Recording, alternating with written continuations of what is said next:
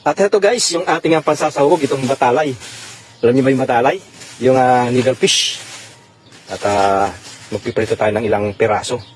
At dahil wala naman akong bangus o yung sinasahog sa malunggay, yung bunga ba. At sasahugan natin yan ng batalay. Masarap ito guys, malambot, para siyang bulig. At igigisa natin yan sa bagoong isda. At ilalagay natin yung malunggay. At ayan, tingnan nyo, nag-yelo-yelo na yung ating batalay. Mapugas siya guys, masarap ito. Piprito ko muna at igigisa natin yung malunggay at ito yung ating pangsasahog na isda. Maprosin itong batalay. 3 araw naka-freezer yan, nag-yelo-yelo at pag-iwalay natin, kinakain. At hindi nila namumunga. So ayan, natanggal na natin itong mga laman ng yung pag-iwalay na natin itong batalay. Ayan guys, at piprito natin ito. At heto guys, lagyan natin ng turmeric para matanggal yung lansa. Alam niyo ba itong turmeric? Ayan, maganda yan. Nakakapagpatanggal ng lansa. Ayan, at lalagyan natin ng turmeric yung ating isda. Ayan guys. Dati hindi ko ito linalagyan ng turmeric. At lang kung masarap pala at mabibili tayo. Yan, nangingilang ako ng turmeric din sa kasamahan ko. Ayan guys, at papiprito tayo ngayon ng batalay, yung needlefish. Magprito na tayo ng batalay guys. Painitin natin itong kawali.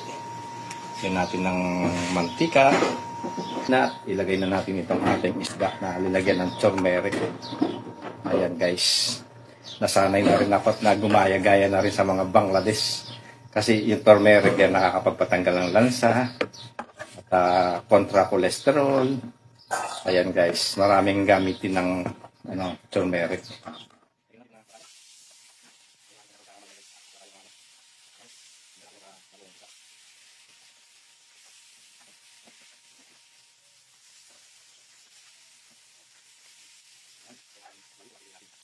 At ayan guys, after a minute, dilim naman natin sa kabila.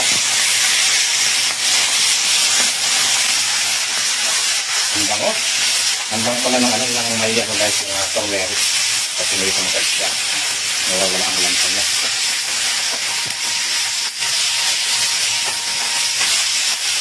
Uy! Tumatapit guys.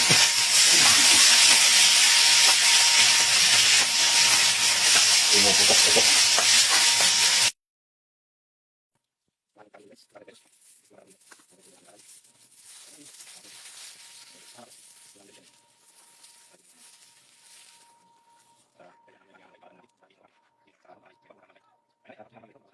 At heto guys, yung ating malunggay. Babalatan natin. Tuturuan ko kayo kung paano magbalat nito guys. Siguro hindi pa kayo marunong, yung iba karamihan sa atin, hindi marunong magbalat nito. At ganito yan guys. Iwan nyo lang siyang ganyan. Tapos hihilain yung ganyan. Pag nabalatan yung ganyan, baliin nyo. Ayan. Diba? Tapos ganyan lang. Para ka lang nag-ano ng sitaw. Ayan. Ganyan lang guys. Diba? Napakadali.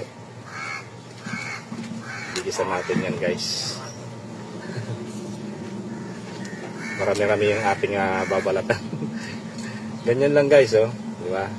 Nung nakarang araw, nagluto naman ako yung yung takway. Parang ganyan lang ang pagbabalat ng sa takway guys. Ayan, at ganyan. Saliin. Isang hibla lang ganyan, hilahin nyo. Tapos yung nabalatan ganyan. Ayan, oh. So, diba? Ayan guys. Ganyan lang. Diba, napakadali.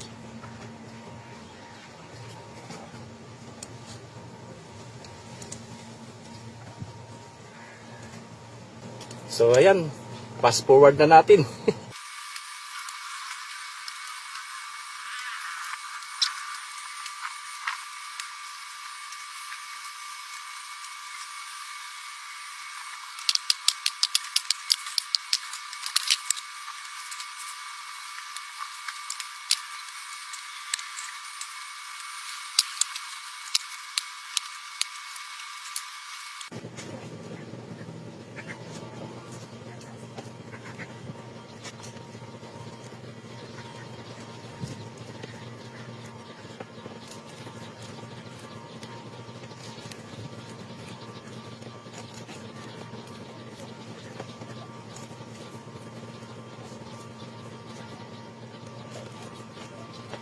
At ayan guys, natapos na.